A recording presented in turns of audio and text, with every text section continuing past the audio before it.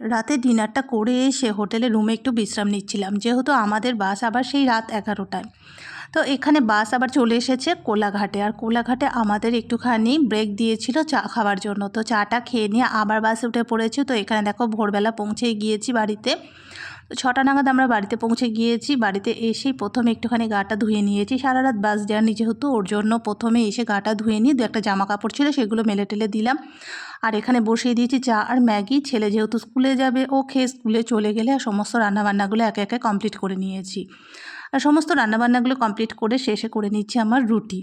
আমার সবসময় ভাত খেতে ভালো লাগে না, আর আমার শ্বশুর শাশুড়িমা সকালে কিন্তু সবাই ওরা ভাতই খায়।